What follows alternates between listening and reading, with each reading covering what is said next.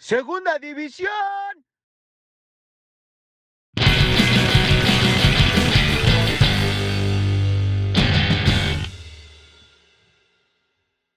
Ahí está. ¿Qué tal? Hola, ¿Qué tal? Jonathan. Yo soy Yona y estamos hoy con Neftalí López, un gran bajista, músico, personaje de la escena de rock en Pachuca desde ya bastante tiempo. Y hoy nos va a platicar un poquito de su historia y de los proyectos en los que participó y está participando actualmente. Muchas gracias, Nefta, por abrirme este espacio en tu domingo. Gracias por acceder a platicar con nosotros. Al contrario, Jonathan, muchas gracias por la invitación. Un gusto estar contigo y con tu audiencia. Te comentaba hace poquito que este proyecto intenta recolectar todas las historias de los personajes y bandas que han hecho música en Pachuca y en Hidalgo. Y pues en esta ocasión nos da mucho gusto que tú estés compartiendo la tuya con nosotros. ¿Nos podías contar un poco cómo fue el acercamiento de la música cuando eras chiquito? O sea, tus primeras memorias musicales, cómo es que... Bueno, en todas las casas tenemos música, ¿no? Pero ¿cómo Claro. la descubriste? ¿Cómo llegó a ti? Bien, pues gracias porque es una excelente pregunta, Jonathan. Bueno, pues les comparto que yo creo que como nos ocurre a todos, fue desde el seno familiar, desde la más tierna infancia. Yo estuve en contacto con la música porque a mi tía Raquel, mi tía abuela, fue la persona que me crió. Yo fui criado por mujeres. Las mujeres eran las que se hacían cargo, ¿no? del hogar y de la manutención. En este caso, mi mamá trabajaba y mi tía abuela era quien me cuidaba. Y bueno, pues de allí, obviamente, mi mamá pues no estaba en Pachuca porque ella trabajaba en la Ciudad de México, venía los fines de semana para estar acá con nosotros y pues toda la semana yo estaba con mi tía, como yo le decía a mi tía Raquel, ¿no? Era mi tía abuela, pero pues, yo le decía tía siempre. Y bueno, pues de allí escuchábamos boleros, escuchábamos rancheras, escuchábamos algo de las grandes bandas. En realidad no había propiamente una dirección, pero lo que sí es un hecho es que siempre estaba puesto el radio. Teníamos un radio Zenit de esa marca de hace muchos años. Y era un radio todavía de esos que parecían muebles, si ustedes recuerdan, que estaban construidos con madera alrededor. La malla era decorada finamente. Entonces, de esos radios que yo estoy seguro que ese radio Zenit mi tía era fácilmente de 1965, por ahí así. Entonces, ahí escuchábamos el radio, todo el tiempo era sintonizar las estaciones de la música que a ella le gustaba. Justamente el día de hoy, hace un momento, con mi familia estábamos escuchando el fonógrafo, música ligada a su recuerdo, y porque era la estación que yo escuchaba con mi tía Raquel. Y bueno, pues yo crecí en un barrio de aquí de la ciudad de Pachuca, el barrio del Arbolito, uno de los más longevos en la ciudad, y que también recientemente fue nombrado barrio mágico de la ciudad, de la República Mexicana. Me parece que es el tercero o cuarto que recibe ese nombramiento, entre los cuales, pues por supuesto, está el barrio Bravo de Tepito, ¿no? Que es, yo creo, el más famoso a nivel república, incluso internacional. Y bueno, pues ahorita el barrio del Arbolito se integró a ese catálogo, a esa taxonomía social que ahora está siendo tan rimbombante. Y bueno, pues yo crecí allí, imagínate, rodeado en el barrio, pues de mineros, de gente del mercado. Entonces escuchábamos a la Sonora Dinamita, a la Sonora Santanera, sonaban algunas piezas, sobre todo cumbias, como por ejemplo Mi Cucu, ¿no? Por mencionarte eso, o el Negro José. Entonces, como te das cuenta, en realidad sí estuve inmerso desde los inicios en la música, pero a la par tenía yo oídos también para una colección de discos de mi abuelo Talín, por eso me llamo Neftalí, en honor a mi abuelo Jesús Neftalí Torres Romero, el esposo de mi tía Raquel. Y él tenía, al ser cantinero en su época, ¿verdad? Tenía una colección de discos que en ese entonces la empresa, la cervecería Moctezuma, tenía un detalle maravilloso que últimamente no he visto, o que ha desaparecido. Sí regalaban, a lo mejor te daban una serie de vinos o cervezas, pero te regalaban música. y le daban Ok. acetatos. Teníamos una colección de acetatos en casa, en donde teníamos música inmortal que vivirá por siempre, todavía me acuerdo del título del álbum, Ajá. y a la vez teníamos un compendio de música popular mexicana que abarcaba desde el final del 1800 hasta 1960, 1970, como un registro sonoro de la música y su desarrollo popular, lo más conocido en México. A mí me impactó eso porque yo me sabía de memoria todos los versos de la Feria de San Marcos, ¿te acuerdas ese tema inmortal? ¿Verdad? En donde habla y que le da identidad musical a Aguascalientes. Yo escuchaba esa canción y te lo juro que me obsesioné en escucharla al grado de aprenderme toda la letra completa. En ese entonces no existían, por supuesto, ¿no? Los lyrics que puedes ahora descargar sin broncas en cualquier página, en Google, etcétera, etcétera. O sea, era estarle dando al disco e ir anotando la letra. Pues yo me la aprendí de memoria, ni siquiera la anoté. Entonces crecí con toda esta influencia musical. En realidad yo no escuchaba rock and roll, pero aquí viene el cambio, ¿no? Ya cuando tenía yo 12 años, 11 o 12 años, teníamos una sinfonola vieja igual ahí en casa de mi tía Raquel. Y pues yo ponía el radio por costumbre de copiarlos. Crecí sin tele y yo creo que eso me ayudó muchísimo.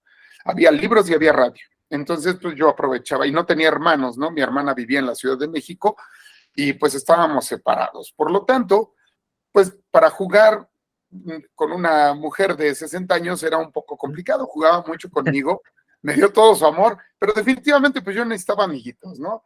Pero para jugar en las tardes y bueno, pues entonces por esa educación que me daban, que agradezco mucho, pues era de no, tú en tu casa y haces tu tarea y ahí tienes juguetes para jugar, ¿no? Entonces ya sabes, pues no salía. Y entonces empezaba yo a buscar en el radio y un día me encontré con una estación que en ese entonces se llamaba Radio Éxitos y también Radio 590 La Pantera y también Universal Estéreo. Y de pronto ponían a Van Halen, si es correcto, así se dice, o Van Halen, ya no recuerdo. No, yo tampoco sé. A la fecha yo sigo confundido, pero bueno, dejémoslo en Van Halen porque me gusta. Entonces escuchaba yo a Van Halen, escuché a Michael Jackson, escuché a Tears for Fears. Entonces, esa música me empezó a invadir, a la vez de los cantos religiosos, porque pues también en ese seno familiar estábamos también inmiscuidos en el catolicismo, que es muy característico de esa época en México. Yo nací en 1975. Entonces ya te imaginarás, pues somos generación X y toda la información siempre estaba de la mano de esa religión. Entonces, cuando nos llevaban a misa, a la par de escuchar rock and roll en la Sinfonola, cuando nos llevaban a misa los domingos a mí y a algunos otros amigos, me encantaba que hubiera música. Cuando mi tía Raquel me llevaba a ciertas misas entre semana, no me gustaba porque era deprimente. El eco de una sola voz cantando tenebrosamente, como eran las señoras que acompañaban esos cantos, te lo juro que me daba miedo. Entonces, los domingos había música, había guitarras, había una mandolina, había maracas, y entonces así empezó este acercamiento. Con el rock and roll específicamente ya para agarrarnos bien de la mano y decir, vamos de aquí para adelante juntos, fue en la secundaria, porque pues todo origen, lo he dicho anteriormente y sin faltar nunca a mi familia, pero les digo, el origen de que tomé una guitarra, pues fue por una mujer, ¿por qué más? Maldita sea, ¿no? Entonces, tenía yo 15 años, 16 más o menos, y había una chica de mi salón que me encantaba. Y un amigo mío tocaba la guitarra, que a la fecha seguimos siendo amigos y tocamos juntos, y él llevaba su guitarra a la escuela. Y cuando él se ponía a tocar y a cantar, pues llegaban las chicas y llegaba ella, entonces dije, ahí está la solución. O sea, es muy fácil. Entonces estuve friegue y friegue a mi tía Raquel hasta que me compró una guitarra. Y bueno, pues después vino el proceso de aprender, o sea, el hecho de que me dijeran, se tiene que afinar, dije, esto no es como el Nintendo, que metes el cartucho y se acabó, es todo un proceso. En realidad no le hice mucho caso durante los primeros meses, pero posteriormente empecé a aprender y bueno, eso es otra historia muy larga.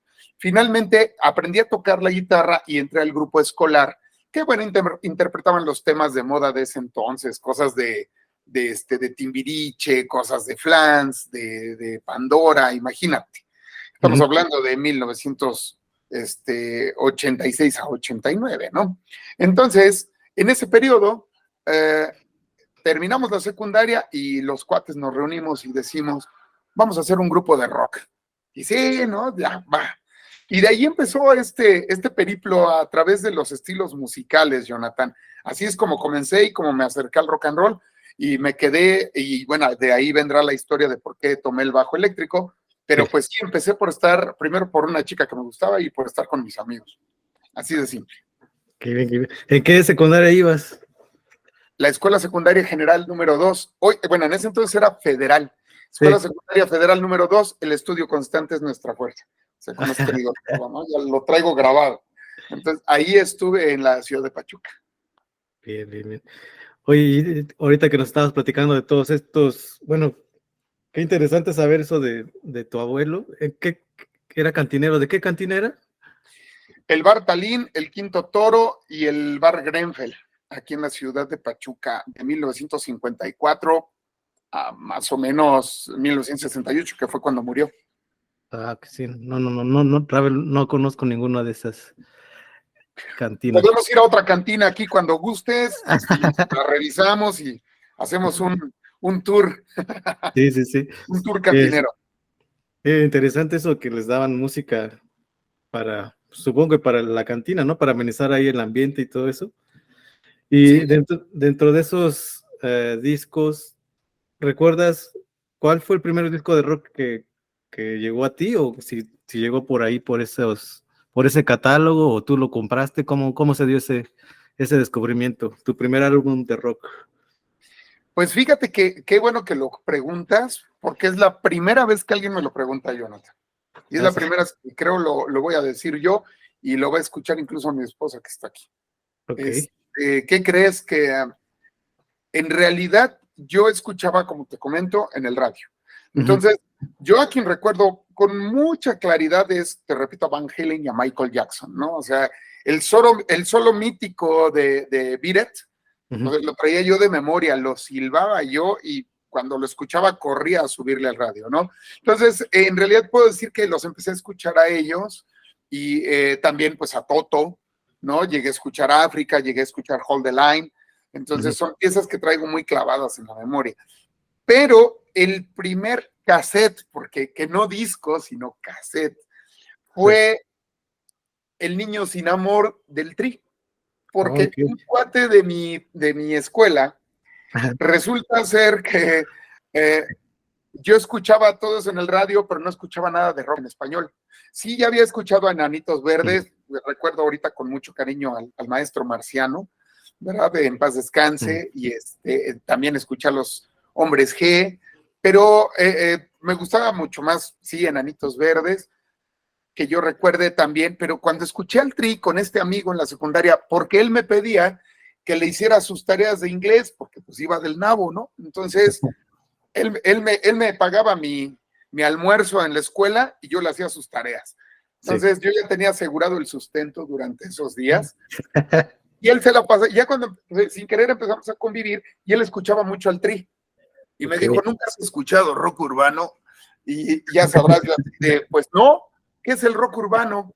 Y me dice, escucha, y me puso a Banda Bostic, me puso a Jay, al Ritual, me puso y por supuesto al Three Souls in My Mind, que en ese entonces todavía era más mencionado, ¿no?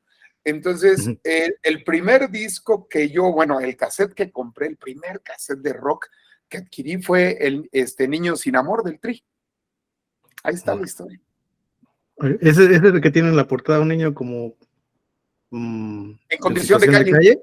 Así es, en Niño Sin Amor estamos hablando que, no recuerdo, mira, ahorita la fecha, no me gustaría inventar, ¿no? Porque una cosa es que sea yo melómano y otra es muy diferente, es que sea un historiador con datos a la mano del personal, ¿no? Los créditos, el año de edición. Pero sí recuerdo muy bien que venía el tema de María Sabina, venía Niño Sin Amor, venía ¿cómo se llama esta rola que decía? Hoy cualquier chango nos quiere cantar rock and roll. Venían varios de esos temas y lo escuchaba yo una y otra vez. A la par de escuchar por allí, ponle una velita al santo del amor, pídele un novio, que sonaba en el radio, también escuchaba yo El niño sin amor, ¿no? Y a mí me llegaba profundamente. Yo creo que eso influyó mucho también en que hoy por hoy no me declaro un artista que enarbole una bandera social, pero sí te puedo decir que tengo un profundo sentimiento respecto a eso y que no lo abandono. Y hoy por hoy, junto con mi maestro Alonso Arreola, hemos llegado a comentar el tema. O sea, si el arte existe, no solamente es para gozar, sino también para servir. Y bueno, pues yo creo que ese tema del niño sin amor a mí se me quedó muy clavado y esperemos que esa semilla fructifique más adelante para poder encauzarlo noblemente, ¿no? Entonces, pues ahí está, o sea, ese fue mi primer disco. Muy bien, muy bien. Y ya, bueno, vas creciendo, vas escuchando rock. ¿Y cuál fue ese primer concierto de rock al que asististe? ¿Lo recuerdas? Uy, pues, ¿qué crees? Que el primer concierto que yo recuerdo así netamente de rock fue con unas bandas de la ciudad de Pachuca. Aquí en la ciudad, anteriormente, la Universidad Autónoma del Estado ya organizaba la feria del libro, así se le conocía en ese entonces. Hoy en día se le conoce como Feria Universitaria del Libro. Pero en ese entonces era la Feria del Libro. Así es como lo escuchábamos. Y en ese entonces se ponían en el centro de la ciudad, en el centro histórico, tenemos Palacio de Gobierno, lo que se conoce como Plaza Juárez, en el corazón de la ciudad, y al lado de a los costados de la plaza tenemos una serie de arcos y pasajes donde entonces se colocaban los stands de libros y el escenario para que hubiera espectáculos de diferentes tipos lo colocaban en plena Plaza Juárez, en medio, a un costado de la hasta bandera que tenemos aquí. Ahí se ponían entonces, ponían un audio pues muy, muy sencillo, pero suficiente para poder llevar a cabo el evento. Y allí entonces tocaban grupos, había bailables, ya sabes, había ballet folclórico, había tríos o cantando boleros, llevaban a veces mariachi, había otras expresiones. Y esa vez yo recuerdo que unos amigos me dijeron, igual de la secundaria, con los que estábamos queriendo armar nuestro grupo de rock, me dijeron, van a tocar unas bandas, vamos a verlos. Y tocaron exponentes de aquí que hoy por hoy somos amigos, varios de ellos que tocaron en esa época, y yo tenemos amistad, pero entonces yo no los conocía y los escuché ahí en Plaza Juárez. Te estoy hablando de mi primer contacto con un evento de rock and roll. Y bueno, el primer concierto tal cual fue cuando vino a Pachuca precisamente Ansia, Guillotina, y venían otras bandas que ya no recuerdo, pero estuvieron en la Plaza Aniceto Ortega, a un costado de la Fototeca del Estado, allí en la iglesia de San Francisco. Entonces, esa vez fue la primera vez que yo escuché una banda, ya que yo vi greñudos, que olía mota el ambiente, que veías banda llegar así, que daba miedo, ¿no? Pero, y pues yo con mi corte de Benito Juárez, te lo juro, porque yo no había cambiado de look, y ahí estábamos, pero pues íbamos de chavitos a ver qué pasaba, ¿no? Y esa fue la primera vez que yo estuve en un concierto de rock. Posteriormente, bueno, ya vinieron otros más, ¿no? Y el primer concierto que yo pude asistir al Auditorio Nacional fue escuchar a Dream Theater, que me encantan, y en ese entonces pues, me volví loco, ¿no? Fue la primera vez que yo entré al Auditorio Nacional, y también fue memorable para mí. Pero los anteriores que te digo, en Plaza Juárez con la Feria del Libro, y cuando vinieron estas bandas de rock de la Ciudad de México a tocar a Pachuca acá, en lo que fuera anteriormente, bueno, el atrio de la iglesia de San Francisco, pero que hoy es la Plaza Aniceto Ortega. Muy bien, muy bien. ¿Y puedes identificar el momento en el que decides crear música? O sea, hubo igual digación cuando fuiste a los conciertos o igual cuando tomaste la guitarra para impresionar a una chica o, no sé, o algún, no sé, tío, familiar. Claro, fíjate que en realidad, bueno, el hecho de crear es algo que se me dio gracias a mis a mis carnalitos con los que yo tocaba en ese entonces, ¿no? Estábamos tocando covers, nos dedicábamos a interpretar a Led Zeppelin, Alan Parsons Project, a los Rolling Stones, ya sabes, todo en inglés. Nos gustaba mucho, pero hubo un día que dijimos, bueno, ¿y qué rolas vamos a hacer nosotros, no? Y nos pusimos disque a componer. La verdad fue la primera vez que yo me puse a pensar en eso. O sea, nunca me había imaginado crear música, esa es la realidad, y menos enfocado dentro del rock and roll. E hicimos por ahí un par de rolas que, bueno, pues ya sabrás, cosas de adolescentes, en realidad tuvieron más un simbolismo para nosotros que propiamente fuera un desarrollo artístico en forma. Y posteriormente nos encontramos con un maestro, un amigo nuestro, el maestro Mario Mejía, que fue quien nos empezó a dar guía y nos encauzó usando los temas de un compositor de la Ciudad de México, que desconozco de él a la fecha, le perdimos la pista, Javier de la Rosa, y empezamos a interpretar sus temas. Y les hicimos un arreglo así medio rock and rollero con la guía de él, y empezamos a tocar esas piezas ya como música original. Durante un buen tiempo nos dedicamos a eso, a estarlo tocando como la música de la banda que teníamos nosotros. Posteriormente a eso, termina esa agrupación y mi carnalito Daniel Sánchez Piloto, en paz descanse, que tuvo su momento y su renombre, que era Natia, donde estuvo también mi querido César Huesca, precisamente. Y de allí hicimos esa banda, pero era más rock pop, era un rock tipo azul violeta, un rock con tintes como de rostros ocultos, era mucho más tranquilo, ¿no? Pero finalmente con la influencia del rock and roll. Y pues ahí fue donde te puedo decir que comencé como a tratar de componer, ¿no? Y hoy en día, bueno, pues mis composiciones ya evolucionaron, son diferentes, y traen algo de rock and roll, pero bueno, ya ahorita es una amalgama de muchas cosas, de todo aprendido y recabado a lo largo de los años. Muy bien, muy bien. Bueno, y mencionaste que te regalaron tu primer guitarra, ¿era acústica o...?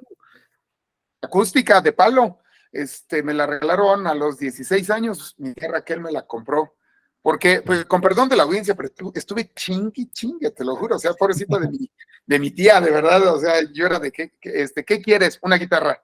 ¿A dónde vamos? Por una guitarra, o sea, sí. Entonces la compró y sí, fue una acústica. A la fecha, al día de hoy, bueno, pues se rompió la guitarra, pasaron mil cosas, pero guardé una astilla, la tengo guardada en una especie de altar familiar. Ahí la tengo, la conservo todavía. Sí, es la reliquia más importante en mi vida. ¿Y dónde la compraron? ¿Ahí en Pachuca? En Pachuca, en la calle, hace muchos años, como en la Ciudad de México, los señores andaban cargando sus guitarras en la calle y vendiéndolas. Entonces, sí. Allí pasó uno y ella le preguntó, y la que estaba al alcance de su presupuesto y que a mí me gustó fue la que compramos. Nunca me imaginé que me iba a cambiar la vida. Muy bien, muy bien. Entonces, empezaste a tocar guitarra, ¿y cuándo es que tomas el bajo? ¿En qué momento de...? Ajá, dime. ¿En qué momento de tu historia en la música pasas al bajo? Fíjate que precisamente fue en ese momento en la secundaria cuando salimos y que te digo que ya tocaba yo un poquito la guitarra. Todavía tenía mi guitarra acústica, no tenía yo instrumentos eléctricos, pero salimos de la secundaria y dijimos vamos a hacer la banda de rock, y cuando nos reunimos en casa de un amigo, éramos 3 guitarristas y obviamente 2 tenían mucho mayor experiencia que yo y tenían su guitarra eléctrica. Entonces, como era una rondalla eléctrica, dijeron, tú pásate al bajo. Te lo juro que lo recibí con gesto, ¿no? Con la mueca de, ay, bueno, está bien. Lo tomé por quedarme con ellos, te lo juro, Jonathan. O sea, la neta, yo dije, no, esa madre no me gusta, cabrón. O sea, yo quiero tocar la guitarra. Pero el hecho de que ellos iban a seguir y que yo podía estar también tocando con ellos, dije, bueno, pues va. En ese momento le quité 2 cuerdas a mi guitarra acústica para empezarme a acostumbrar a la idea del bajo eléctrico, ¿no? Y a tocar con dedos. Aunque en realidad cada que podía yo, pues volvía a ponerle las cuerdas y a tocar mis acordes. Y en ese entonces regresé a la secundaria, pasé a saludar al querido maestro Alfredo Castellán, quien fue quien nos inició en todo esto, le pregunté si podía yo tocar el bajo que tenían ahí en la escuela, y me dijo, sí. Le digo, es que, ¿qué cree que voy a tocar el bajo? Ay, qué buena onda. Oye, dice, ¿me ayudas con una canción? Porque no tengo bajista ahorita, y ya tengo el grupo de niños, y pues no hay quien toque el bajo. Te paso las notas, está muy sencillo. Y pues toqué la canción, y sí, ya sabes, nomás era tun, tun, tun, tun. Entonces, cosa que a mí decía yo, qué hueva, Dios mío, o sea, esto no es para mí. Y de pronto había otra canción que me dijo, ¿quieres poder tocar también esta? Le digo, ¿cómo va? Y que empieza a tocar, y abrí los ojos, dije, canijo, o sea, esto es una cosa totalmente diferente, qué interesante me resulta esto. Te lo juro que en la misma tarde saqué completa la canción, o sea, me obsesioné. En ese entonces me parecía un instrumento completamente diferente a la guitarra. Ahora, por supuesto, lo concibo desde un ángulo distinto, pero cuando vi que había que mover los dedos y que las líneas eran bien interesantes al interactuar con el resto de la banda, me enamoré del bajo y yo no tenía, todavía no podía conseguirlo. Estábamos en proceso de que se me comprara uno, pero me iba yo a la secundaria todas las tardes, o sea, 5 días a la semana, de lunes a viernes, estaba yo allí, y cuando vi, yo ya estaba tocando el bajo. Cuando llegó mi primer bajo, yo ya tocaba, y me di cuenta que me empezaban a llamar en diferentes lados para tocar el bajo, y así fue. Oye, y ese primer bajo, ¿te acuerdas qué modelo era, qué marca, cómo llegó a ti? Claro, fíjate que mi maestro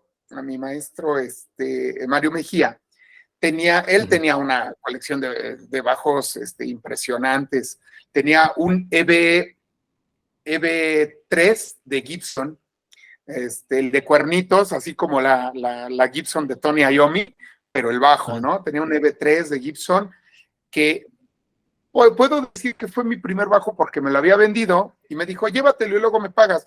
Pues era yo estudiante y para ese entonces vivía solo. Entonces, en realidad, le dije, te llevo dinero tal día, y no se lo llevé. Entonces, pues claro que me lo recogió y me dijo, ¿sabes qué?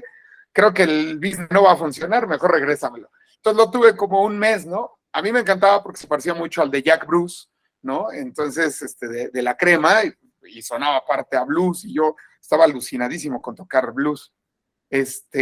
Y posteriormente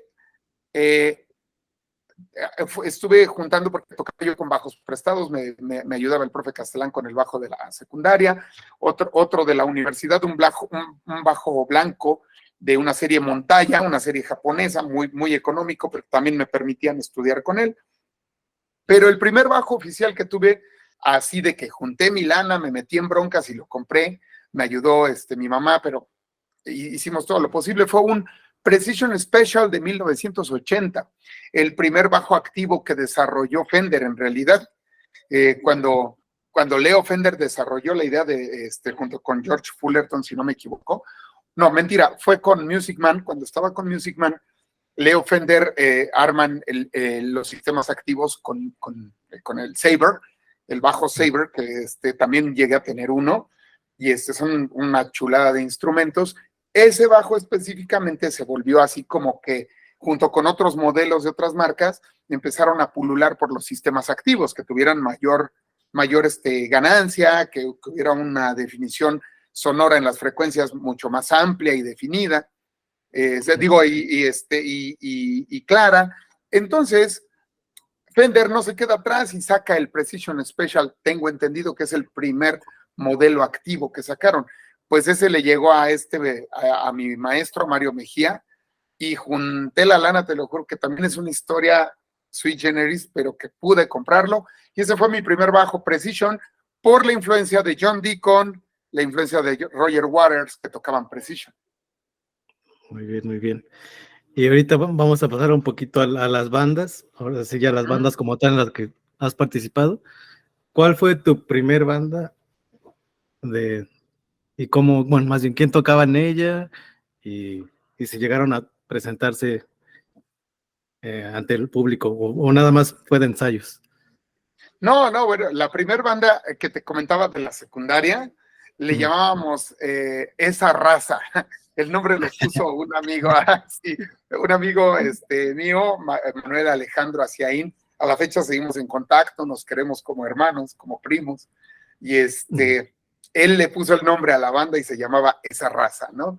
Que pues, como dices, no pasó de ensayos, o sea, nomás estuvimos en la escuelita ahí, cotorreando y bueno, saliendo de la escuela, pues unos cuantos ensayos, pero no fructificó. Pero la primera banda oficial que tuve fue una que se llamó Ad Libitum, en donde empezábamos a interpretar a Nirvana, empezamos a interpretar al Tri, empezamos a interpretar a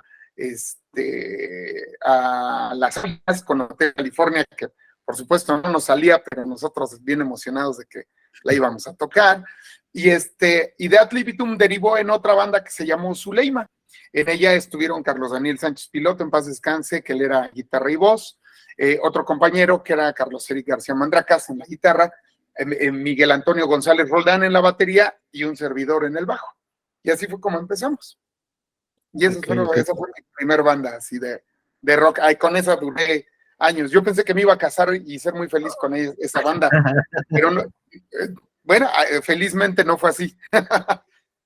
Sí, Zuleima, sí recuerdo haberlos escuchado también en vivo y eran un referente cuando yo empezaba a tocar. Y es lo que te quería preguntar, cuando ustedes empezaron a tocar, ¿quién era el referente ahí de la escena de rock? No sé si todavía estaba Eterno Grito o bandas Claro, así. claro, fíjate que, bueno, ya es que Eterno Grito, ellos ya estaban inmersos con mi querido Alex Salazar, ya estaban inmersos en la composición, en el rock en español, ellos estaban contribuyendo fuertemente a la escena del rock nacional, independientemente de que tal vez su impacto aún no fuera a nivel república, pero ya en Pachuca eran una banda de rock en español importante, que daba identidad, ayudó a ser punta de lanza en muchos sentidos. También estaban otros amigos que se llamaban La Banda, así, sencillo. La Banda, Eterno Grito, y antes de que llegaran más bandas de rock a Pachuca, también había otros grupos que hacían covers, es decir, tal vez no hacían necesariamente música original, o tal vez sí, pero no, nosotros como jóvenes en ese entonces desconocíamos de su música original, pero sí de sus covers. Era, por ejemplo, llegamos a escuchar a unos cuates aquí que se llamaban Rock Concierto, llegamos a escuchar a Generación Perdida, llegamos a escuchar a Golden Rock, pero bueno, te digo, eran las generaciones que estaban por encima de nosotros. Digo, tengo el gusto de conocer a varios de ellos, de tener amistad hoy por hoy con varios, pero que yo recuerde, las dos bandas que más me quedaron marcadas efectivamente era La Banda y Eterno Grito. Y posterior a eso, bueno, pues ya vinieron bandas como nosotros, como Zuleima, como Quetzalcóatl, como Morfeo Negro, y bueno, ya sabes, o sea, salían y pululaban y desaparecían rápidamente algunas de ellas, otras se mantenían. Entonces, así fue como ocurrió, fue lo primero que recuerdo yo. Muy bien, muy bien. ¿Y recuerdas cómo fue la primera tocada de Zuleima? ¿En dónde fue? ¿Qué otras bandas tocaron? Sí, claro. Pues fíjate que nuestro primer toquín así como oficial, donde fuimos muy felices, por ahí guardé un flyer de esos de fotocopia en blanco y negro, todavía lo tengo en mi álbum de familiar, donde tocamos en Café Reencuentro, justamente en Plaza Juárez. A un costado está la Casa de la Mujer Hidalguense y debajo hoy en día está la Galería Leo Acosta, una galería de arte. Sí. Pero en ese entonces, ese lugar, al ladito del Teatro Guillermo Romo de Vivar, se encontraba el Café Reencuentro. Entonces ya habíamos tenido nuestros panchos en algún palomazo, pero palomazo en la calle, ¿no? En un evento que nos invitaron a echar un palomazo. Tocamos Amorcito Loco de Queen y tocamos una de las rolas que traíamos de Javier de la Rosa. Pero el primer toquín oficial, así bien, fue en Café Reencuentro, y ha de haber sido por allí de 1991.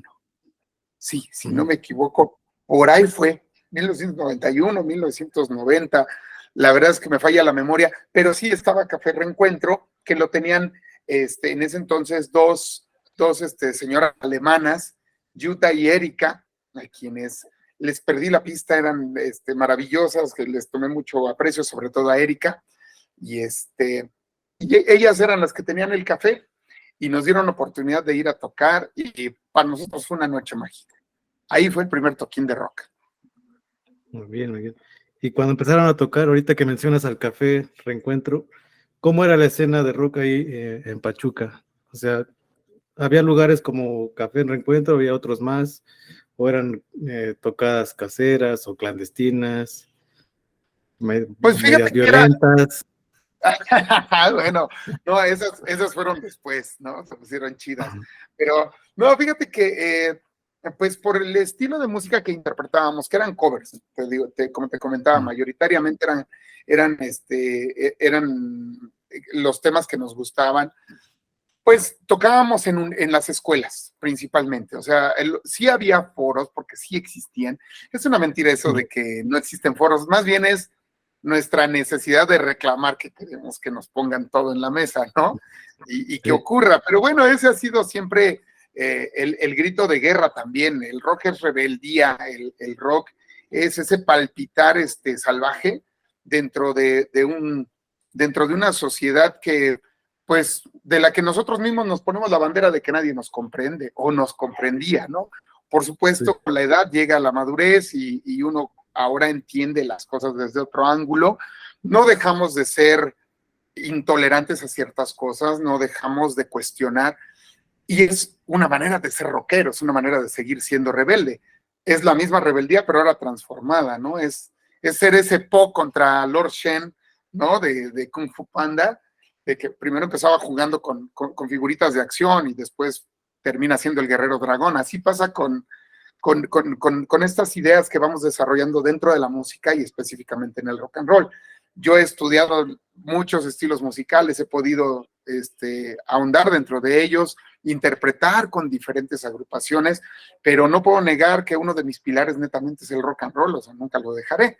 La escena en ese entonces era tocar en Prepa 3, era tocar en alguno de los institutos de la universidad, en TEC de Monterrey nos llegaron a invitar a esos encuentros de bandas, los famosos, como guerra de bandas, ¿no? Y no faltó que hubo un concurso en una disco y llegamos a ir a tocar una disco que existía aquí en Pachuca que se llamaba Vibrance. Llegamos a ir a tocar allí en un duelo de bandas, donde también estuvo, en ese entonces eran, mi querido Alex había hecho otra banda que se llamaba Almuerzo Desnudo, haciendo referencia al libro de Bukowski, y ahí estuvimos con Quetzalcóatl y más amigos, y fue una tarde que yo recuerdo que sí, o sea, al menos las discotecas, las escuelas, no faltaba el que decía, oigan chicos, tocan poca más, los contrato para mi fiesta, ¿no? Entonces, pues, siempre había movimiento. Y ya después, bueno, pues la escena se empezó a abrir, sobre todo en los foros que se consideraban culturales, como en primer lugar la Feria del Libro, como te mencionaba, los cafés más que los antros o que las discotecas, los cafés eran los que abrían las puertas. Y bueno, las discotecas en ese entonces también te permitían ir a tocar, pero pues con la finalidad de que entretuvieras y cada quien llevarse una lana, ¿no? Pero la realidad es que no ayudaba mucho a evolucionar dentro de la música, pero sí a generar públicos, a generar audiencias. Y eso era muy interesante porque después nos preguntaban, ¿a dónde van a tocar? Ah, pues fíjate que vamos a ir a tal o cual lado, ¿no? Y la gente nos seguía. Entonces, pues en realidad sí eran los foros que existían en ese entonces. Hoy en día, fíjate que ha mutado, pero se mantienen, ¿eh? O sea, todavía puedes encontrar una banda de rock de pronto tocando en el kiosco del reloj, en plena Plaza Independencia, en el corazón del centro histórico. Y también te puedes encontrar bandas tocando en cafés o tocando en festivales o en las salas que ahora tenemos, como la María Teresa Rodríguez o en el Bartolomé de Medina o en el Romo de Vivar, en el Ferro. Entonces ya los diferentes teatros ya abren sin problemas. Tú haces una petición formal y ya hay oportunidad de tocar en esos foros. En ese entonces no era tan sencillo, era así como de, va a estar repleto de marihuanos y van a romper todo, no olvídenlo. O sea, aquí lo que queremos es rock fresita, como le decíamos, ¿no? Los fresas. que suene bonito, que lleguen peinados, bañados, que no huelan feo, que no se vean pránganas, y entonces pueden tocar. Ahorita no, ya está abierto a todas las expresiones. Y después de Zuleima, ¿qué proyecto es el que sigue en tu carrera musical? Pues fíjate que fue Natia, como en ese entonces te comentaba, Daniel y yo continuamos juntos, Daniel me comentó, dice, hay un baterista increíble que conocimos, que también es un amigo muy querido, aquí en Pachuca, Hussein Ikerlev Yaspik, porque él es de origen libanés, pero más mexicano, mi querido Hussein, que los nopales, el cabrón. Es tremendo, tenemos una gran amistad y compartimos camino muchos años y en ese entonces nos juntamos, Daniel, Hussein y yo, y armamos el grupo Natia. Posteriormente, antes de que yo me saliera del grupo, conocimos a César Huesca, a mi querido Cesarín, tremendo músico hidalguense igual, un guitarrista destacadísimo, virtuoso de la guitarra, y me acuerdo que él estaba en La Salle y Daniel me dijo, ¿sabes qué? Yo estoy tocando la guitarra, pero pues ya no puedo con todo, o sea, tocar, hacer solos y cantar, la neta es pesado, mejor, acabo de conocer un chavo, dice que toca poca madre, vamos a verlo. Y fuimos, nos entrevistamos con él y entró a la banda y así fue como hicimos Natia Sastra, se llamaba ese grupo, y logramos grabar un disco que nos patrocinó un empresario de aquí el señor Miguel, nos patrocinó el disco en la Ciudad de México, bueno, perdón, no, en el Estado de México. Fuimos a grabar allá en The Pro Wave Studios, fuimos a hacer el disco, empezamos a tocar en diferentes lugares aquí en la ciudad. Daniel tuvo el impulso de vamos a presentar el disco en el Teatro San Francisco, mi teatro favorito, lo tengo que decir, me gustan todos, pero el Teatro San Francisco siempre le tendré un cariño especial. Allí presentamos el disco y empezamos a despuntar, a tocar en diferentes partes del estado, a ir incluso llegamos a tocar en la Ciudad de México, pero bueno, ya después yo me separé de la agrupación, ellos continuaron, y de allí yo empecé a tocar con diferentes agrupaciones, pero para trabajar en bares. Me llevó por ese lado el rock and roll, empecé a acompañar a cuates y amigos, y teníamos la idea de cómo ser siempre, me voy a casar con esta agrupación. Pero me di cuenta que ya se nos empezaron a quitar un poquito los celos, ya había más madurez en ese sentido, y ya si yo tocaba con una banda e iba con otra, ya no había problema. Ya no había de que alguien me reclamara, nomás me decían, mientras me cumplas en la tocada, ahora sí que mientras traigas el gasto, ¿qué te pasa? Entonces, dije, bueno, pues va, pero no me casaba yo con ninguna agrupación finalmente, hasta que llegó una de las agrupaciones con la que yo me sentí muy cómodo y duramos bastante tiempo, que fue Samsara. Precisamente nos volvimos a encontrar, mi querido César Huesca, Chava Hernández, el profesor Chava Hernández, tremendo guitarrista de aquí de la ciudad y gran amigo, y en ese entonces con mi querido Capi Ortega, que también fue baterista con Eterno Grito, nos reunimos y armamos el proyecto Samsara, un proyecto de Chava, y empezamos a interpretar a Dream Theater y a Liquid Tension Experiment, o sea, ya más atascados, más metidos en el progre y en la pirotecnia en el instrumento. Nos sentimos muy contentos, duramos fácil un poco más de un año, y fue una de las bandas donde yo me sentí más compenetrado. Cuando terminó el proyecto, pues por los diferentes intereses, Capi estaba estudiando medicina, se tenía que, obviamente por la demanda de la profesión, pues tuvo que dejar varias agrupaciones y tocar muy eventualmente por estar concentrado en su carrera. César ya tenía otros planes en mente, y Chava y yo todavía seguimos tocando un buen tiempo, pero bueno, dejamos ese proyecto estacionado. Pero es bien curioso porque todavía nos hemos llegado a reunir y a saludar con mucho gusto todos, y no hemos descartado que en el futuro pudiera ocurrir una reunión por el gusto, nada de vamos a volver a hacer el grupo y ahora sí vamos a hacer algo. O sea, no, si acaso llega a coincidir sería por el gusto de hacer música, de cotorrear, pero tal vez ya se inclinaría por otro lado. Ya veremos qué ocurre. Posteriormente a eso, bueno, pues vinieron muchas otras agrupaciones. La verdad es que te puedo hablar de Naima, que también estuvimos César, Vico y yo. Cesarín y yo hemos compartido música durante muchos años, y amistad y música. También estuve formando parte de Alba Bellum, un grupo, una agrupación de rock progresivo aquí en Pachuca. Hoy estoy acompañando a Umbral Band, hablando de lo contemporáneo, que es un proyecto de Ed Arias, un guitarrista, un compositor, cantante y guitarrista tremendo de aquí de la ciudad de Pachuca. Y bueno, pues el mítico paso por Real de 14, ¿no? En aquel 2006. Entonces, y acompañando a diferentes agrupaciones, pero por mencionar algunas, esas son. Sí, y eso es lo que quería tocar contigo. ¿Cómo fue ese paso con Real de 14? ¿Cómo se dio la invitación? ¿Cómo estuvo esa etapa de tu vida? Ahí les va, les comparto a todos, les comparto lo que está sucediendo, lo que sucede en mis recuerdos. Fíjate que, bueno, pues primero, entre todo el rock nacional que yo escuchaba, escuché el blues nacional. Betsy Pecanins, escuché al maestro Guillermo Briseño y su banda de guerra, que así se llamaba en ese entonces. Llegué a escuchar a Follaje, tuve la oportunidad de ver en el Museo del Chopo al maestro Javier Batis. Entonces, puta, a mí me fascinó el blues. Yo rock and rollaba macizo y seguía con estas agrupaciones que les conté, pero de pronto me hizo ojitos el blues. Y hoy por hoy es uno de los, te digo que ahora que estudio la guitarra, lo que más estudio es blues, esa es la verdad, es lo que se me da, es con lo que puedo, no menosprecio ni minimizo mis capacidades, creo que pues tengo los mejores maestros de todo el estado aquí, he tocado con todos los mejores guitarristas de Pachuca, del estado de Hidalgo y varios de la Ciudad de México, pues claro que aprendo de todos ellos, es como ir a tomar clases directamente.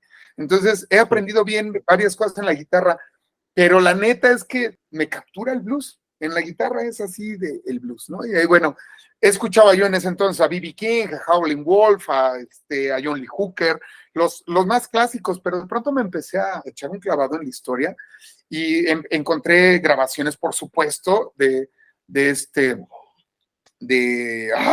puede ser, de Blind Lemon Jefferson, de este señor, ¿cómo se llamaba? Led Belly, de también el mítico Robert Johnson, que es a quien le hace más auge dentro del blues y que acaba de salir una serie en Netflix que me dejó llorando al final. Dije, impresionante la vida de este personaje de Crossfire, ¿no? De que haces el pacto con el diablo en la encrucijada, o sea, es impresionante, ¿no? Y entonces había una película también de eso, ¿no? Claro, Crossfire, la sacó, de hecho, ¿cómo se llama? Ralph Macchio, el que hace el Karate Kid, él sale haciendo donde sale Steve Vai haciendo la ¿qué es? Strider, o no me acuerdo el nombre del personaje, pero que era el guitarrista que reta a Daniel San, ¿no? A un duelo de guitarras, y es el guitarrista del diablo, ¿no? Ahí fue la primera vez que escuché a Steve Vai y me quedé impactado, ¿no? Me fascinó lo que hacía.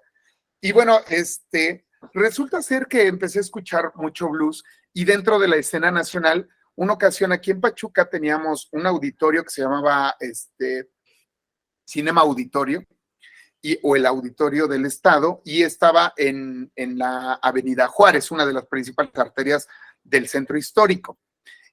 Y vino Betsy Pecanins con Guillermo Briseño al piano. Puta, qué tarde.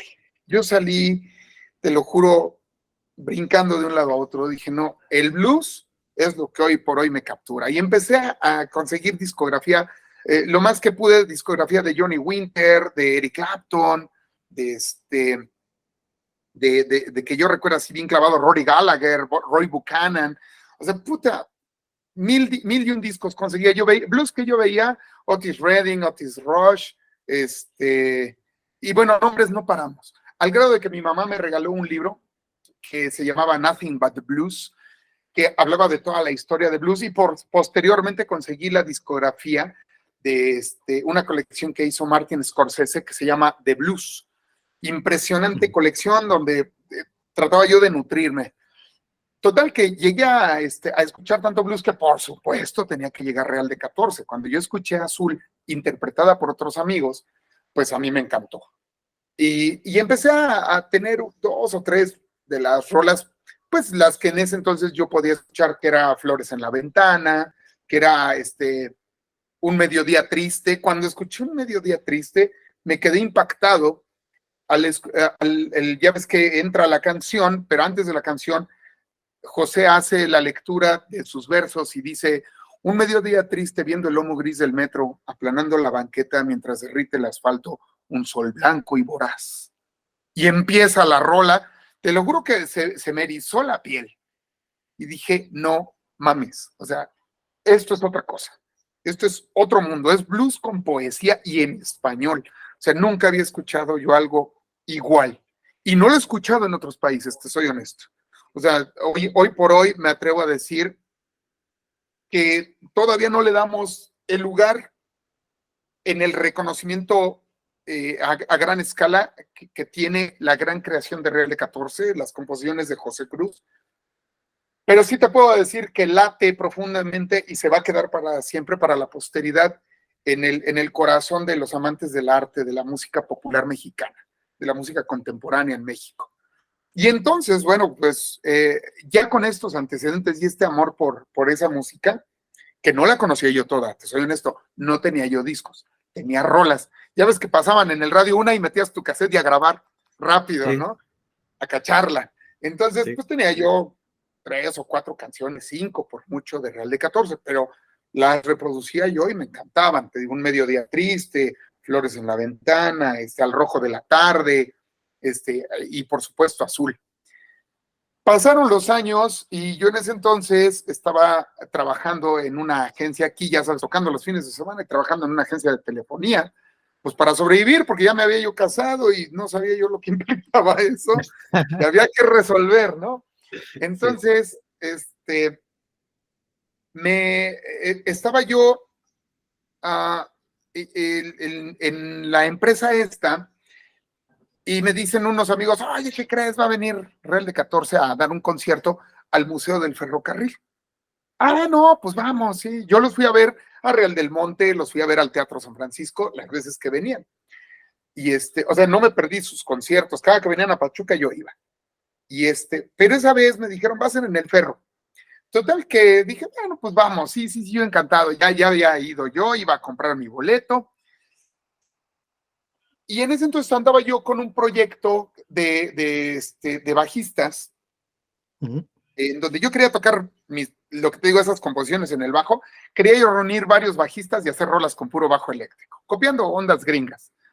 Pero bueno, dije, vamos a hacerlo.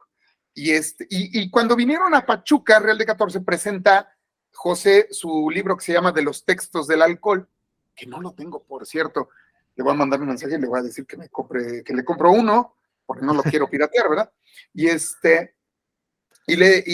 presenta el libro. Yo estuve en la presentación del libro, hizo lectura de varios de los textos que ahí venían, y estaba Juan Cristóbal Pérez Grobet, el bajista que en ese entonces estaba con Real de 14, en ese 2005. Y cuando termina la presentación, me acerco a Juan Cristóbal y le digo, oye, pues mis respetos, mi admiración, muchas felicidades. Y él me decía, sí, gracias. No, qué bueno que te gusta, todo el rollo, ¿no? Y le digo, oye, yo tengo un proyecto de bajistas, me pregunto si un día te podría invitar y tocarías algo y para que vinieran y demás. Me dijo, sí, con mucho gusto. Yo creo que no me estaba poniendo atención. Hoy en día somos amigos y le tengo mucho cariño y mucho admiración y respeto a mi querido Juan Cristóbal. Fíjate ahora de lo que son las cosas. Y se me queda viendo y me dice, oye, ¿tú eres bajista? Dije, este güey no me está escuchando. O sea, le acabo de hablar del proyecto de bajistas. Me dice, éntrale a la banda, no tienen bajista. Así como me estás mirando, yo lo vi también. Dije, ¿cómo? No había yo terminado de reaccionar cuando me toma del brazo y me dice, ven. Y llegamos a la combi, estaban probando equipo, y llega y le dice a Fernando Abrego, mi querido Fer, le dice, Fer, aquí hay un bajista.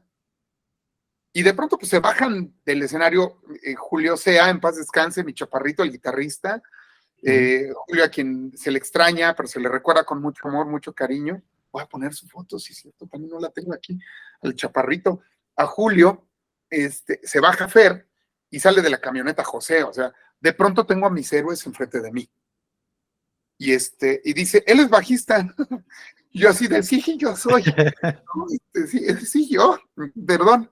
Y ya me dice, ¿con quién has tocado? Para ese entonces yo ya había acompañado a algunos exponentes dentro del jazz, en algunos conciertos esporádicos, y me dicen, pues sí, a ver, dame nombres, ¿no?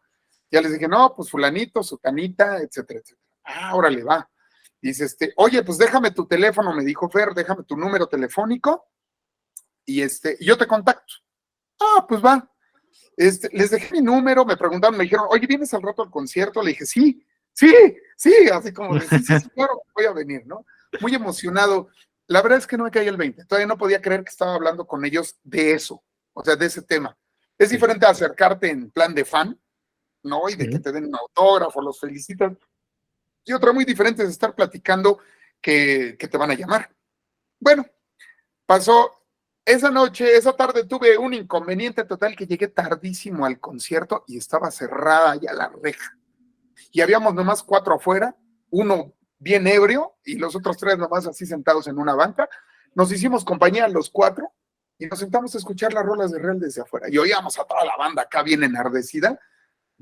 Y así escuché ese concierto de Real de 14, el único que me perdí. Lo escuché allá afuera y fue el que marcó el cambio. Pasó una semana. El domingo siguiente, después de ese fin de semana, me marcan por teléfono y veo en el identificador un número de la Ciudad de México. Se me hizo muy raro, contesto y ya sabes, bueno, y me dice, bueno, Neftalí, le digo, sí. Dice, hola, habla Fernando Abrego de Real de 14, ¿cuándo puedes venir a audicionar? Cuando tú me digas, te lo juro que tomé aire y dije, cuando tú me digas, Fernando, claro, con mucho gusto, ¿no? O sea, procuré ser lo más seguro y firme, pero por dentro yo estaba temblando, sí. Esa es la realidad. Y me dice, no, pues mira, nosotros ensayamos lunes y martes, ¿puedes venir el lunes de la próxima semana? Le digo, sí, claro, con mucho gusto, ¿dónde es? Dame dirección. No, ya me dio la dirección, me dice, chécate estos 3 temas, dice, el suicidio del cisne, el boxeador, y recuerdo, hay un tercero, ahorita me voy a acordar, es con P, pero no me acuerdo en este momento, pero me dijo, con esas 3, yo pensé que me iban a decir azul, no, ya cuando escuché, ya me acordé, busco a mi padre, me dijo, busco a mi padre, el boxeador, y el suicidio del cisne, y le dije, sí, yo busco las rolas, o sea, no le dije, oye, me mandas los temas, le dije, yo te lo juro que tenía miedo de decir algo que me pudiera dejar fuera de la jugada. Le dije, sí, con mucho gusto. Y nos vemos tal día, perfecto. Cuando colgué, empecé a correr por la calle gritando. Y no mames, no puedo creerlo, me hablaron. En mi vida había estudiado tanto. O sea, te lo juro que si soy obsesivo con estudiar, esa vez no existía yo más que para comer, ir al baño, dormir y estudiar las rolas. Las estudié hasta el cansancio y las escribí en partitura. O sea, hice todo lo que se tenía que hacer porque dije, yo me voy a quedar con este lugar. Y fíjate que hay alguien que acabo de recordar ahorita que le podría dar mérito, y tarde o temprano le haremos una composición. Yo trabajaba en esta empresa de telefonía y tenía mis dudas de ir porque pensé que iba a haber un problema familiar, que iba a haber un problema, ya sabes, pues con la economía, esto y lo otro. Y era una chica que era mi compañera, era psicóloga, curiosamente. No recuerdo su nombre. Pero le platiqué y ella conocía a Real y abrió los ojos, me dice, no manches que te habló Real. Le dije, sí, pero le digo, pero no sé si ir o no. Y ella me dijo, ¿sabes qué? Ve.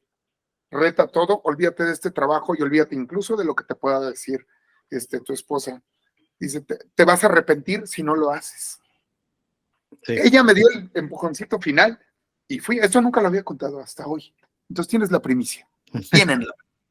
Bueno, total que sí, no recuerdo su nombre, qué ingrato soy, pero recuerdo su rostro. Si la pudiera volver a ver, le diría gracias, así.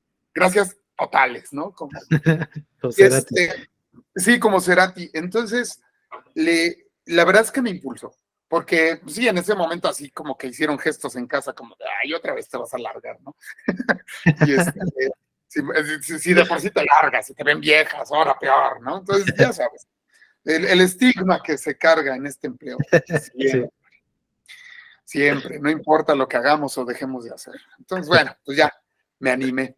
Estudié, me presenté ese lunes. Llegué nos vimos en Metro General Anaya, allá en Calzada de Tlalpan, en la Ciudad de México. Pasaron por mí Fer y Julio, y pues me subí, lo mismo, la emoción de, dicen, no mames, vengo con ellos en el coche. Ya, lo que no supieron es que me tomé una de las tarjetas que me habían autografiado acá en Pachuca, en el Real del Monte, en un concierto al que había yo asistido. Ya llevaba yo mi bajo, ¿no? Total, que llegamos al ensayo, y bueno, pues ya cuando vi bajar a José, la neta, pues sí me impactaba. O sea, yo le admiraba, le sigo admirando como compositor, y es uno de los baluartes de México. Y tenemos una relación ahorita fluida, pacífica, y cosa que agradezco a la vida, ¿no? Pero fuimos muy buenos compañeros en Real de 14. De hecho, éramos compañeros de cuarto en los tours, y siempre estábamos platicando. Es súper Puma de corazón y yo súper Tuzo, entonces tuvimos partidos en donde ahí sí nos desconocíamos, ¿no? Entonces, y bueno, pues ya cuando bajó, pues empezó la entrevista de cuántos años has tocado, con quiénes has tocado, el otro, pero fue muy breve, ¿eh? O sea, al final fue de, sale, a lo que venimos, móntate a tocar. Nos conectamos y yo saco mis partituras y me dice, no, deja eso. Y que empiezan a improvisar, me echaron toritos bastante divertidos, pero que supe compenetrar con la banda. Empecé a fluir, empecé a divertirme, empecé a sentir esa música con el amor que yo le tenía a todo el rock and roll y al blues. Total, que logramos terminar el primer tema y me acuerdo que Fer me dijo, muy bien, que fue en el boxeador, empezaron a improvisar, echamos vivopeamos un cachito, hicimos algunos swings, luego algunos obligados de esos de que se detienen sin avisarte, pero los caché. Me dijo, muy bien. Después ya fue la de busco a mi padre y le metimos power, palomeamos lila porque querían ver qué tal los riffs de blues poderosos. Me alineé también. Y después empezamos con la del suicidio del cisne. Esa sí la leí en la partitura porque era un tema muy delicado. Querían ver qué tal eran mis dinámicas y mi volumen. Cuando terminé de tocar, los veía yo que se volteaban a ver y nomás hacían así como de... Sí. Y total que me dijeron, ¿sabes qué? Dice, ¿cómo ves, Julio? ¿Cómo ves, José? No, muy bien. Dice, felicidades, buen trabajo, gracias. Y me dice, pues, ¿sabes qué? Para mí está muy bien. No, pues para mí también. Y voltean y me dicen, pues, ¿sabes qué? Si tú quieres, felicidades. Dice, bienvenido a Real de 14. Y yo así de que me quedé callado y les dije, gracias. Y José me dijo, ¿qué no vas a decir nada? Nomás así, gracias. Les dije, no, sí. Y saqué mi tarjetita y les dije, ¿me das su autógrafo, por favor? Se empezaron a cagar de la red. No mames, ¿cómo creen? Ya empezaron a firmarme la tarjetita, pero ya con una bienvenida a la banda, ¿no? Entonces, no podía yo creerlo. Estaba yo con mis héroes y ahora era parte de la banda. Y bueno, pues de allí vino otro proceso. Todavía hubo una entrevista más con los representantes. Vino el trámite administrativo, etcétera, etcétera. O sea, la banda tenía un corporativo, por algo es Real de 14, no era nada más un grupo que, ay, pues tocamos este sábado, ¿no? Y vamos por 600, o sea, pues no, perdón, tenía que decirlo, reviento. Y no, o sea, había un corporativo, por supuesto, teníamos un contador, teníamos un abogado, estaban los representantes, un área de prensa, etcétera, etcétera. Y bueno, pues ya de ahí hice la entrevista, pasé las 2 y me integré con el grupo. Estuve a prueba un mes. Hice estos conciertos con ellos. Mi primer concierto con Real de 14 fue en el Museo Talavera, en la Ciudad de México, igual en el centro histórico de la ciudad. Esa vez pues, tuve que llevarme varios temas leyendo en partitura y otros pude improvisar. El público me tendió los brazos maravillosamente. Fue lindo escuchar, se los comparto sin falsa modestia, pero también con la sencillez que amerita la situación. Escuché como decían, qué buen bajista. Y después me enteré del motivo por el que yo estaba allí, porque Juan Cristóbal nomás los había apoyado en las fechas. fue porque a Bernardo, en paz descanse, lo habían asesinado en su casa. Era una cuestión muy, muy ruda, muy fuerte en la historia de Real de 14. Y entonces eso me marcó más, o sea, por eso me centró. Estaba yo en el lugar de una persona talentosísima que por un motivo desconocido había perdido la vida. Entonces empecé a entender la seriedad que implica también dentro de la música este amor que tenemos, en donde el espectáculo es una parte, en donde la diversión también, pero que la trascendencia que puede alcanzar al tocar corazones o al tratar temas de esta naturaleza requiere de la seriedad que le damos cualquier persona cuando le decimos adiós a un ser querido o cuando nos enteramos de las cosas terribles que leemos en las noticias con nuestros niños, con nuestras niñas, con mujeres, con hombres, con los animales, con los ecocidios. Entonces, no es entrar en una parte como que muy deprimente, ¿no? El negarlo, el evadirlo, es cerrar los ojos y decir, yo lo que quiero es divertirme, entonces no estamos colaborando. La indiferencia se convierte irremediablemente en parte del problema.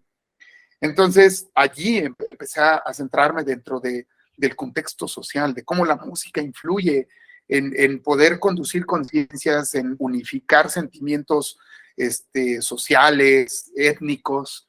Y bueno, pues por supuesto yo clavado en mis lecturas y demás, allí fue el caldo de cultivo para poder hablar de estas temáticas con la seriedad que amerita y empezar a desarrollarme pues como lo que siempre he aspirado, poder ser un artista, no solamente un intérprete.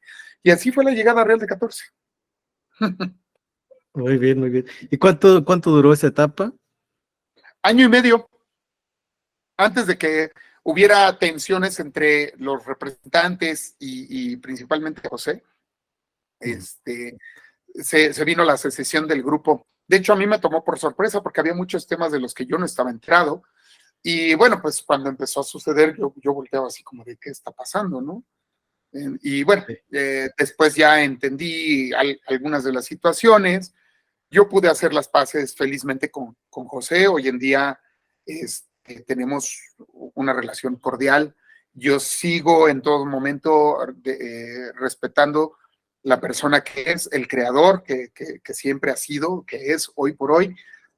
Él continúa con José Cruz y Real de 14, cosa que me da gusto porque es importante que la música y el blues que ha dado él también, que le ha brindado a México, pues que siga circulando entre muchas generaciones. Y bueno, mi amistad con Fer Ábrego pues continúa. Y te digo que de allí pues también tuve el gusto de conocer al maestro Jorge Velasco, que también fue otro de los bajistas de Real de 14, porque tuvo muchos bajistas Real de 14, los cambiaban con calzones, no sé qué bronca traían, pero bueno. Y con Juan Cristóbal, bueno, con él es un hermanazo que quiero, admiro y respeto mucho. Y entonces fue año y medio de gira con Real de 14. Qué bien, qué bien.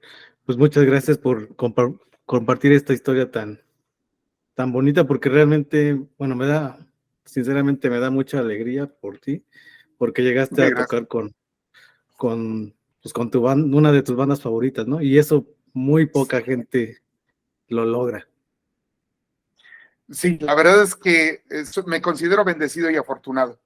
Crecí en muchos sentidos y se los agradezco a ellos. Por eso hoy por hoy, independientemente de todo lo que haya ocurrido anteriormente que provocó la cesación del grupo, yo te puedo decir que estoy agradecido. O sea, hace un par de años publiqué en redes sociales, un amigo me mandó el video, el último video el video del último concierto en Foro Alicia que dimos como Real de 14. Y ahí estoy interactuando con José. O sea, entonces, yo no puedo negar que le tengo cariño a José, aunque no lo crean.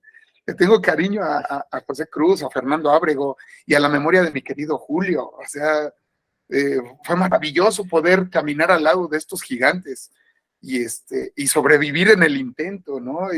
Y mantener los pies en la tierra, porque pues, somos personas, maldita sea, ¿no? No hay necesidad de exacerbar algo. He estado en contra durante mucho tiempo de tener una especie de estatus porque estuviste con determinadas personas en determinados lugares, en ciertas circunstancias. Fueron bendiciones que se me concedieron, que agradezco y que hoy por hoy me dieron la forma de quien soy. Y que por eso ahora trabajo por mi nombre y por lo que yo creo que es mi propia voz.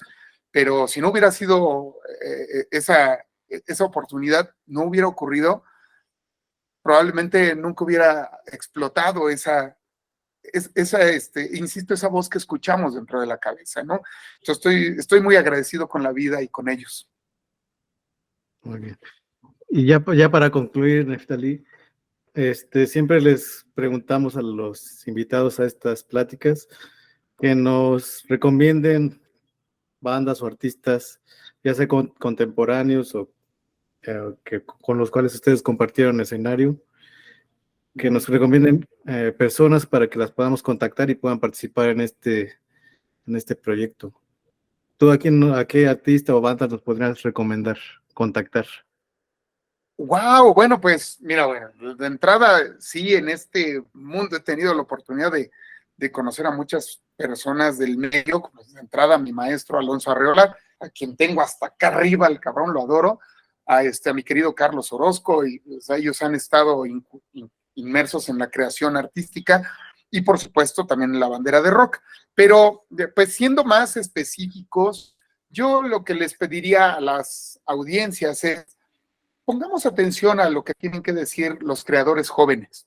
Es muy importante escuchar a nuestros jóvenes, porque hoy en día con estas transformaciones que hemos experimentado, con los medios, con las redes sociales, con internet, la música se transformó radicalmente. Antes podíamos escuchar discos, dedicábamos una tarde a poner un disco y escuchar los 13, 15 temas. Hoy en día eso no existe. En las plataformas donde escuchas música, ya 30 segundos parece ser mucho tiempo para escuchar un tema. Entonces, la invitación es a que disfruten la música desde otro ángulo.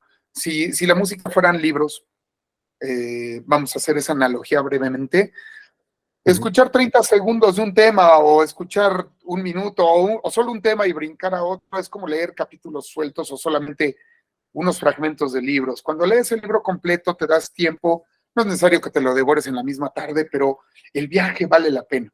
Muchos artistas hace años ponían los temas en un orden intencional porque sabían que nosotros íbamos a viajar allí. No quiere decir que está mal como escuchamos la música hoy en día, solamente que hay que incluirle todas las posibilidades, abrirnos a todas ellas, de forma tal que en esta inclusión del ejercicio de la escucha de la música pueda permitirnos tener diferentes sabores de boca. Poder escuchar un disco completo una tarde te sume en una reflexión profunda, o escuchar un tema variado, pues quién no ha estado lavando los trastes y escuchando un playlist así variado, ¿no? Como los que vienen en Spotify, así del albañil enamorado, y escuchas a los Bibis y a Industria del Amor, ¿no? Entonces, o de pronto te pones acá bien docto y dices, quiero escuchar lo más selecto de los maestros de inmortales de la música, y te ponen la gimnopedia de Satie, o escuchas a Bach, o escuchas a Mozart. O sea, la idea es tener esa libertad, poder brincar de un lado a otro. Específicamente en el rock and roll, yo creo que si vas a escuchar rock and roll, escucha sí a los clásicos que nos gustan, que nos dan ese impulso, pero también escucha las raíces. También recientemente yo presenté en la Escuela de Artes, en el Centro de las Artes aquí en Pachuca, un taller de rock, y hablaba yo de que cuando empiezas a escuchar la transición entre el swing, las grandes bandas, y de pronto escuchas los primeros temas de rock en la voz de Elvis Presley, dices, wow, es el mismo tema con una big band cantada, por supuesto, por músicos negros, y de pronto escuchas el mismo tema con Elvis, y te das cuenta que vino el aporte de la guitarra eléctrica, que el rock and roll no podría tener esa presencia tan importante si no estuviera la guitarra eléctrica, gracias a Orville Gibson, a Leo Fender, a Paul Tudmark, a todos esos grandes, a George Beauchamp y a Adolf Rickenbacker, perdón, que son los creadores de la guitarra eléctrica. O sea, sin ellos no podríamos tener lo que es el rock. Y bueno, ya para no echar más rollo, escuchemos a los jóvenes. Yo te hablo primero de Hidalgo. De Hidalgo, hoy por hoy tenemos aquí en Pachuca una serie de artistas tremendos, como son mis amigos de Sala 11, como son, bueno, ahorita en su momento estuvo Indica, no, Indica son los amigos que interpretan música, pero no están en la creación rockera necesariamente.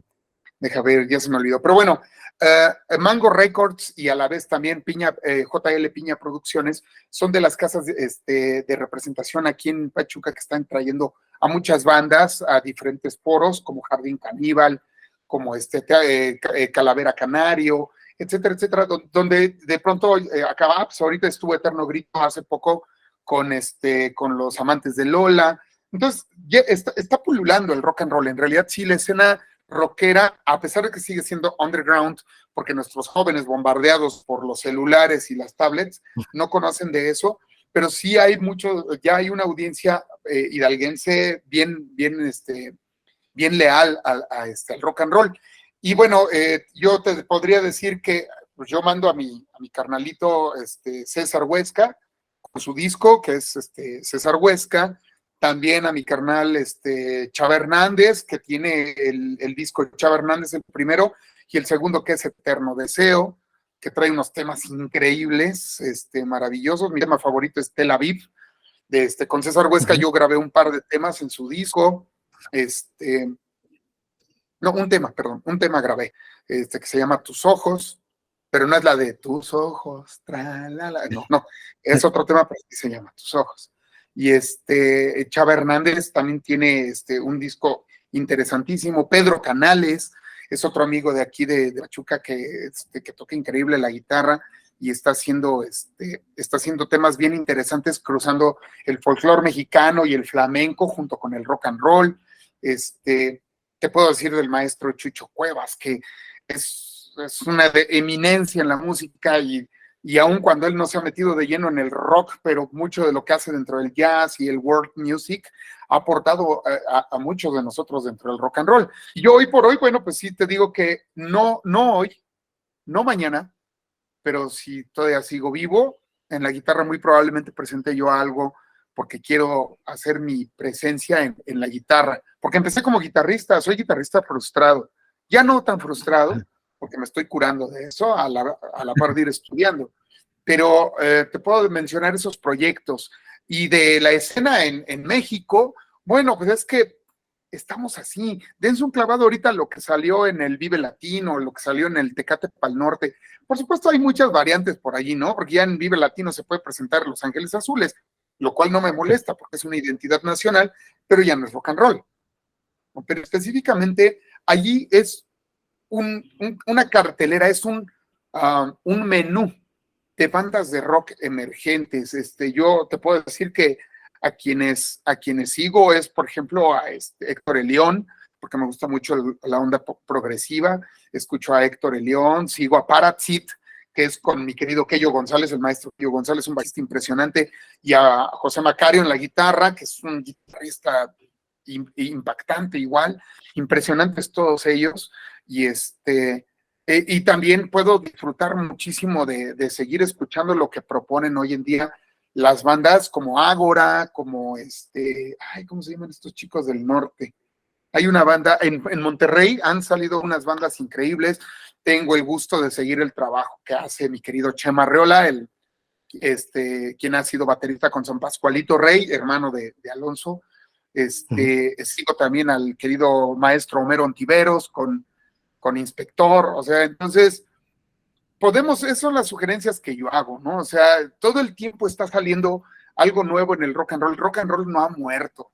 O sea, lo que pasa es que ahora tal vez ya no lo tenemos como un lente aquí enfrente, pero está circulando en las venas, en las arterias. Entonces, solamente es de buscarlo, de ponerte los dedos en la carótida y decir, aquí está latiendo. Entonces, pero te digo que el primer pulso tiene que ser el de los jóvenes, definitivamente. Esas son mis recomendaciones. Muy bien. Pues muchas gracias, Neftalí. Gracias por compartir tu historia con nosotros. Gracias por brindarme este tiempo de tu domingo y nada más reconocer tu trabajo, tu trayectoria ahí en la escena de rock en Pachuca y en Hidalgo, porque realmente eres un personaje muy importante que ha dejado huella en la escena. Muchas gracias. Pues muchas gracias, no sé qué decir, ya me dejaste sin palabras de tanto que hablo. Me dejaste sin palabras. No, gracias a ti, Jonathan, por la invitación. Gracias a tu audiencia. Por favor, escriban en redes sociales. Me va a dar gusto leerles. Me va a dar gusto poder escuchar qué es lo que tienen que compartir, qué es lo que tienen que decir. Y pues, sencillamente, esto es lo que hago porque si no me muero. Y me muero triste. O sea, de que voy a morir un día será, pero me voy a morir con una sonrisa en los labios, ¿no? Si dejara yo de hacer esto, entonces sí sería la verdadera muerte. Pero mientras haya Nefta, seguiremos compartiendo música y mi intención es poder representar dignamente a la maravillosa gente de Hidalgo. Ya está. Pues muchas gracias, Nefta, y quedamos pendiente ahí con lo que puedas compartirnos como guitarrista y bajista en el futuro. Por supuesto, cuenten con ello, les estaré mandando música muy pronto. Que estés muy bien. Te mando un abrazo. Un abrazo, Jonathan. Gracias.